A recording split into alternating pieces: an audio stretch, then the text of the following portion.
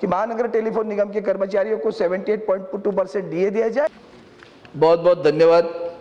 पहले तो मैं व्यथित इसलिए हूं कि इसके पूर्व 10 अगस्त को मैंने यही इसी सदन में बोला था, लेकिन उस समस्या का निराकरण आज तक नहीं हुआ।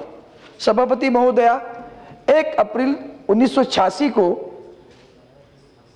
पूर्व टेलीफोन डिपार्टमेंट से दिल्ली और मुंबई को निकालकर महानगर टेलीफोन निगम बनाया गया।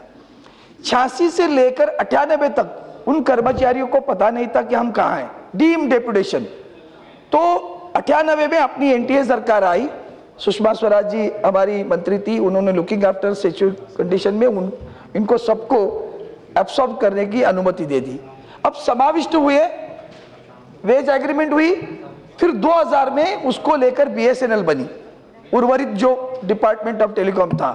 अब बीएसएनएल बनने के बाद में तुरंत सरकार ने उनको गवर्नमेंट की पेंशन दे दी, एमटेल के कर्मचारियों को नहीं दी। फिर 12 बरस लड़े, फिर पेंशन मिली 12 बरस के बाद में, 86 से 98, 98 से फिर 12 बरस के बाद में अब पेंशन मिली।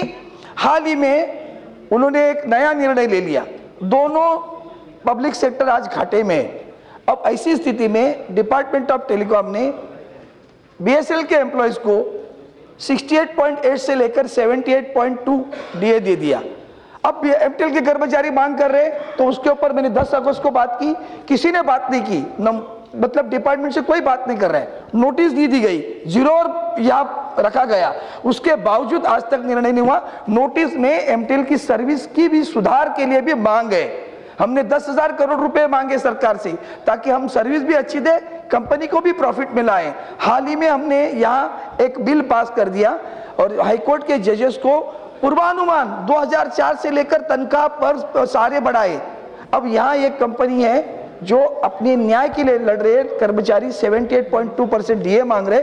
मैं आपके माध्यम से खास करके आपको विनती करता हूं कि हम 0 ओवर में जिस विषय को रखते हैं, उस विषय पर उस डिपार्टमेंट के लोग ध्यान तो दे कि नहीं, जवाब भी नहीं आता। और इसलिए मैं आज दोबारा आपके माध्यम से मांग करता हूं कि महानगर टेलीफोन निगम के कर्मचारियों को 78.2% डीए दिया जाए और सरकार रुपए 10,000 करोड़ की राशि उनको एक ही बार दे दे, क्योंकि इससे पहले बहुत पैसा डिविडेंड के माध्यम से सरकार के पास गया, क्योंकि वो एक ही कंपनी थी। और आज कंपनी अपनी बुरी हालत में एक बार दे दे और कंपनी ऊर्जितावस्था प्राप्त करेगी, ऐसा विश्वास व्यक्त करता हूं और ये मांग कर सकता हूं। धन्यवाद सभापति महोदय, आपने मुझे अवसर दिया।